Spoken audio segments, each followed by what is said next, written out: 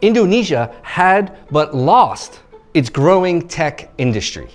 Let me explain. Indonesia is finally doing it. The world's fourth largest country is breaking into high tech, semiconductors, circuits, exporting tech products. Tech companies are investing, thousands of jobs are being created, and it looks like Indonesia is finally becoming a player in the tech world. But this isn't happening in the country today.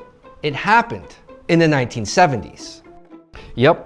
50 years ago, Indonesia was already home to a small but growing tech industry. Not dreaming about it, not planning for it, but actually doing it.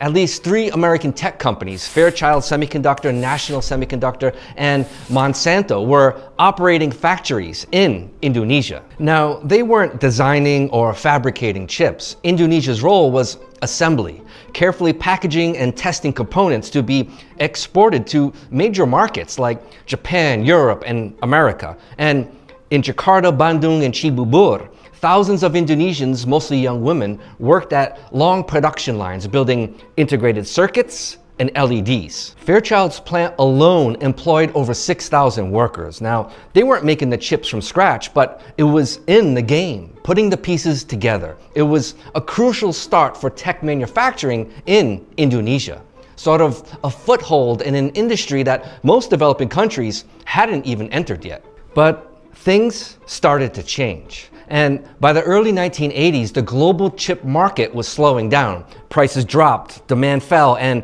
inventories began piling up. To survive, companies like Fairchild had to adapt. They needed to cut costs, automate production, and restructure their operations fast. Fairchild brought in machines from Canada that could replace dozens of workers. They planned to downsize, modernize, and ride out the downturn until the market rebounded. But in Indonesia, that became a flashpoint. The Ministry of Manpower criticized the move and rejected the company's plan to reduce its workforce and use automation, pushing instead for Fairchild to keep its original labor commitments. From the government side, it was about protecting jobs, but from Fairchild's side, it made continued investment impossible. This wasn't just about labor. At the time, Indonesia was still a developing country, and while it had a willing workforce, the infrastructure, logistics, and institutional support often weren't strong.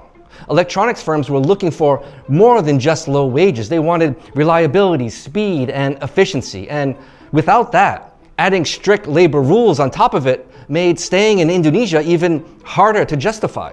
Fairchild eventually left Indonesia. Monsanto and National Semiconductor also closed their operations in the years that followed. And where did they go? Malaysia. Conditions there were becoming more attractive for tech industries. And that's where the story shifts. Because in the 1970s, Indonesia and Malaysia were starting at the same line. Same foreign investors, same labor advantage, and same early access. But over time, Malaysia did more. They improved infrastructure, streamlined permits, and allowed companies to modernize. And they built long-term plans around the electronics sector. They managed to hold on to and grow their early gains, creating conditions where high-tech investment could scale. By the 2000s, Malaysia was handling 13% of the world's semiconductor packaging and testing. Intel, Infineon, Global Foundries all expanded there. And Penang wanted to be known as the Silicon Valley of the East. Meanwhile, Indonesia, once in the race, was nowhere on track. What started as an advantage became a missed opportunity. Indonesia tried to protect its economy by holding tight, but by doing so, it lost the industry completely.